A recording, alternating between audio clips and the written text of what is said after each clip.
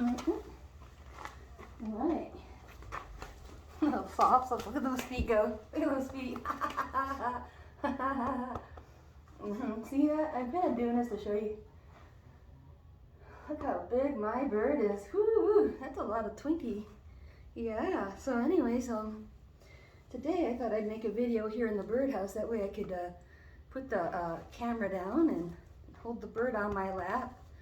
Yeah, he's he really doesn't want to be held right now. It's still too hot out, and it's been getting really cold at night. It's getting down into freezing temperature, so now he's becoming quite the fluffy butt. So he's growing a lot of that undercoat that you need to stay warm through the winter.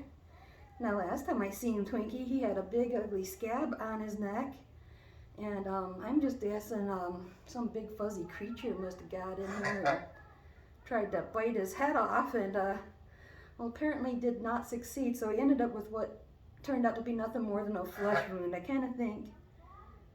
think his neck survived really well. He's got new feathers growing back, so this and that, and he's already making happy birdie sounds.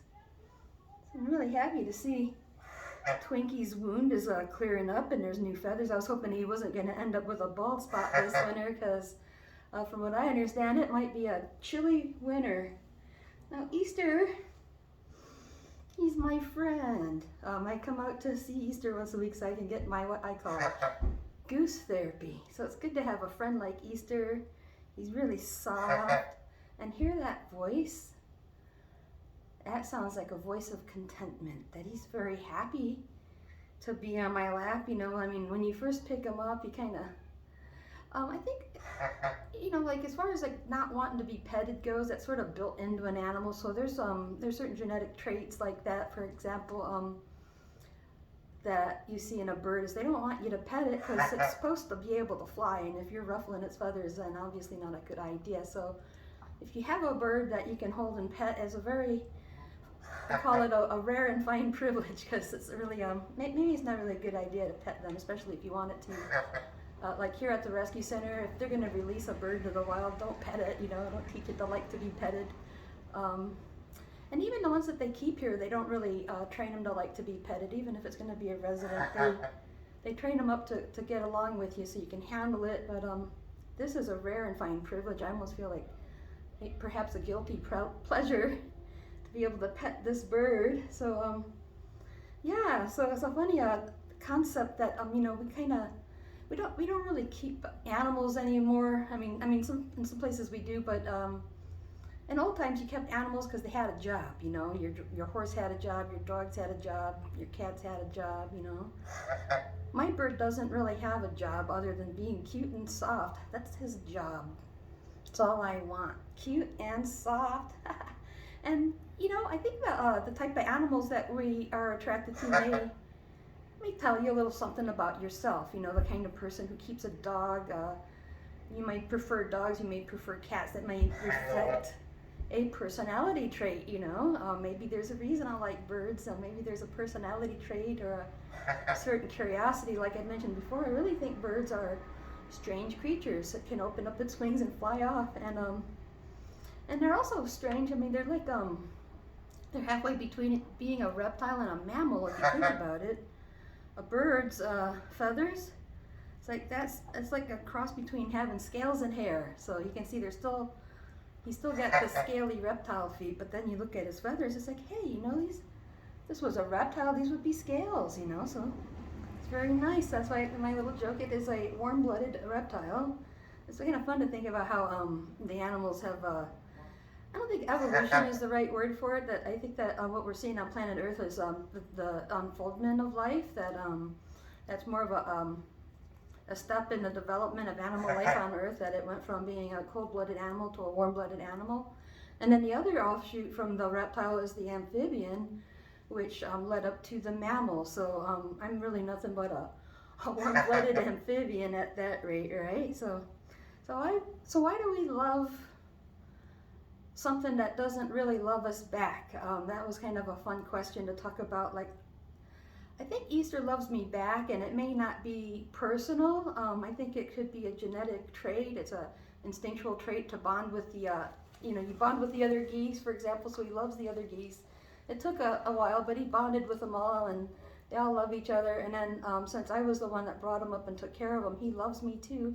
And that might just, be for his own protection, because he knows that if he sticks with me, I'll take care of him, and I will feed him, and I won't let nothing get him. If I could help it, I would have stopped whatever it was from biting his neck, right? But sorry I wasn't there for that. But I think the other geese were, because they have a instinctual love for each other. Now, I like to think it's a little higher than that,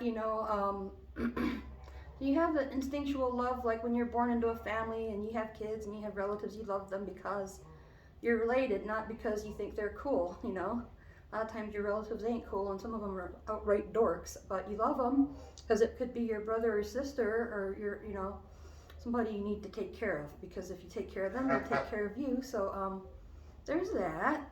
And I always joke with Easter, you know why I love you? I love you because you're soft, because I don't know, I guess I do love him because he has a great personality and all that good stuff, because he is such a hardy bird, That's probably why the other geese love him here. He will protect them. He will stick up for the ones that are being bullied. He's probably got a tech protecting them from a predator. So, I feel like having Easter has truly been a lesson in love for me. And same with having a dog. We had a big dog named Maya. She was truly a lesson in love. So if you like dogs and you like birds, I think this is the kind of bird you should have if you're more of a dog person.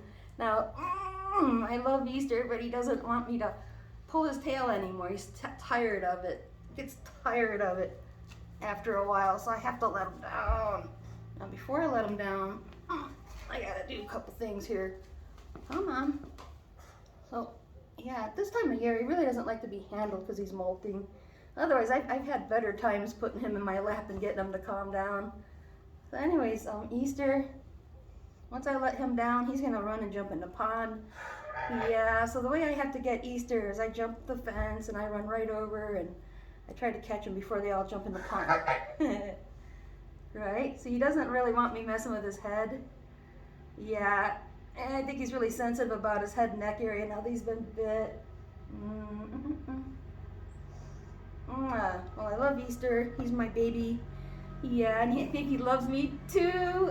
Now another thing I was going to bring up is I went out of my way to take Easter over to Rosie when I knew Rosie was going to die.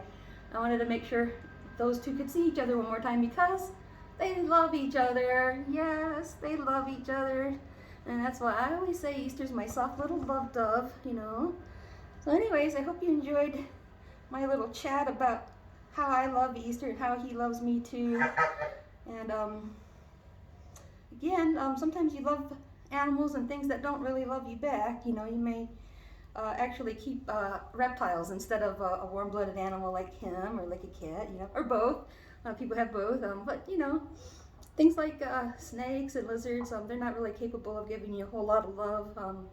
You can make friends with them apparently. They'll probably do better with you after you get acquainted with one, but sometimes we love people and we love things and animals that don't love us back because you just might see the beauty in that person, or that animal. So you might have birds in your house and reptiles and other assorted animals because they're beautiful and they're good company. You betcha.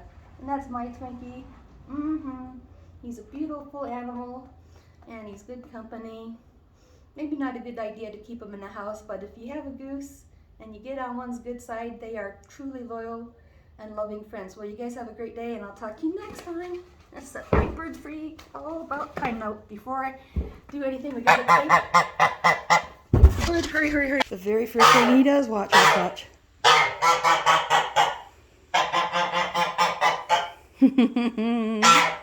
Big soft. Beautiful angel wings. Yep, needs a good stretch after a good mauling.